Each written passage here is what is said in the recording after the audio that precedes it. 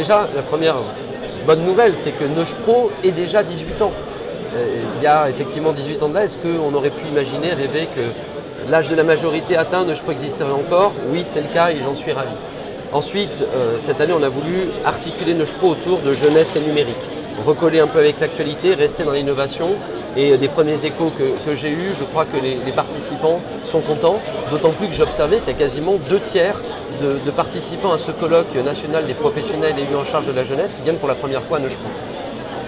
Et qu'est-ce que vous pensez justement du développement des politiques de jeunesse face au numérique? Est-ce que vous pensez que ça s'accorde bien aujourd'hui ensemble? Il y a encore du travail de développement? J'allais dire, on vient de surajouter la difficulté à la difficulté. Déjà, la question des politiques de jeunesse est un sujet en soi qui est un sujet complexe, parce que souvent le temps des politiques publiques, dans les communes, dans les départements, dans les régions, n'est pas exactement le temps de la jeunesse, ou en tout cas n'est pas parfaitement conforme à l'impatience bien légitime des jeunes. Mais alors en plus, quand on rajoute le temps du numérique, qui est un phénomène accélérateur de ces mouvements-là, on complexifie les choses. Néanmoins, c'est aussi reprendre bien conscience que pour une certaine génération, le numérique peut être encore quelque chose d'imprécis. Pour les jeunes, c'est natif. Ça ne veut pas dire que tous sont des geeks, que tous sont génération Y. Et là, corréler jeunesse, politique publique et numérique, c'est essayer de faire justement un point d'étape pour dire qu'est-ce qui est en train de se passer dans notre société aujourd'hui, dont les jeunes et le numérique sont en fait les révélateurs. Bonjour, alors donc Louise Touré, est-ce que vous pouvez nous dire un petit peu plus de choses sur vous, qui vous êtes, ce que vous faites?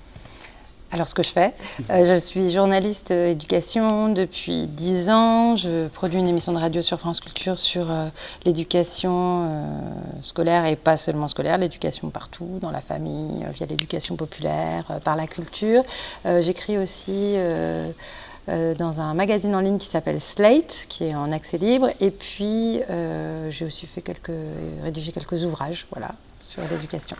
C'est votre deuxième participation au Neuch Pro. Est-ce que vous pouvez nous dire un petit peu ce que vous pensez de ce type de manifestation nationale qui réunit donc les politiques jeunesse, les professionnels et quelques jeunes? Moi, ce que je vois dans ce genre d'événement, c'est le plaisir qu'ont les gens à se rencontrer physiquement. C'est amusant parce que j'ai animé une table ronde sur le numérique, mais on voit qu'il y a beaucoup d'échanges. On était dans le hall tout à l'heure, tout le monde se parle, c'est super animé. Donc il y a tous ces moments, bon, table ronde, c'est plus institutionnel, mais je vois qu'il y a beaucoup d'interactions entre les gens et je pense que dans quel que soit le milieu professionnel, ce sont des moments extrêmement importants. Merci beaucoup, Louise. Bonjour Valérie Nouvelle, vous êtes vice-présidente à la commission innovation numérique de l'ADF. C'est votre première participation au Neuch Pro. Qu'est-ce que vous pouvez nous dire sur votre ressenti? Déjà, très bon choix de sujet sur ce Neuch Pro que l'aspect jeunesse et numérique. Effectivement, c'est vrai qu'aujourd'hui, on a des outils numériques qui permettent en fait de décupler notre dialogue entre les jeunes et puis donc les collectivités locales pour ajuster, discuter des politiques, des actions que nous mettons en place pour la jeunesse. Et comment est-ce qu'on peut utiliser l'outil numérique justement pour développer tout ce qui va être l'éducation de la jeunesse et puis la démocratie?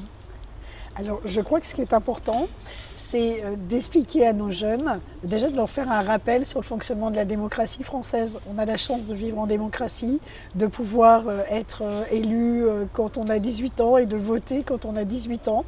Et donc de choisir des gens qui vont nous représenter dans la définition des actions sur les territoires. Donc il y a cette démocratie participative et en complément de cette démocratie, eh bien, le numérique permet aux institutions d'associer davantage les jeunes à l'élaboration des projets. Mais j'ai bien dit l'élaboration des projets.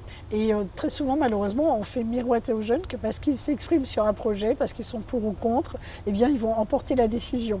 Et je crois que les débats de ce matin replaçaient justement ce formidable atout du numérique pour la concertation, avoir des bonnes idées qui remontent de nos jeunes et les replacer dans le processus décisionnel démocratique français. Merci beaucoup Valérie Nouvelle. Bonjour Jérôme Dumont, vous êtes du conseil départemental de la Meuse, vous êtes élu au numérique et à la jeunesse. C'est votre première participation au Neuch Pro, qu'en pensez-vous? C'est très bien, donc effectivement c'est la première fois que je viens. On a mis 5 ou 6 heures pour venir de la Meuse et de Bar-le-Duc. Et la thématique m'intéressait tout particulièrement. Nous sommes venus à 3 avec le responsable des services numériques et le responsable de la jeunesse. Nous venons de voter des politiques justement que nous allons mettre en place en 2020 sur les usages numériques et sur la jeunesse. Donc les thématiques qui étaient développées dans ce 18e Neuj Pro nous intéressaient tout particulièrement. Est-ce que vous êtes sensibilisé aux créations de projets participatifs qui peuvent mettre en lien la jeunesse, mais aussi par le biais du numérique? Alors tout à fait, nous avons lancé, pas plus tard que cette semaine, des budgets participatifs avec 1 million d'euros d'investissement.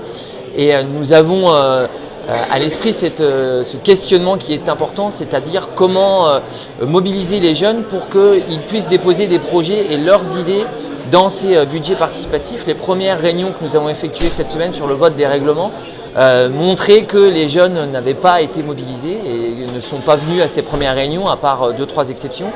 Et on a trouvé ici des exemples, des propositions, des projets qui ont abouti ou pas d'ailleurs dans les tables rondes.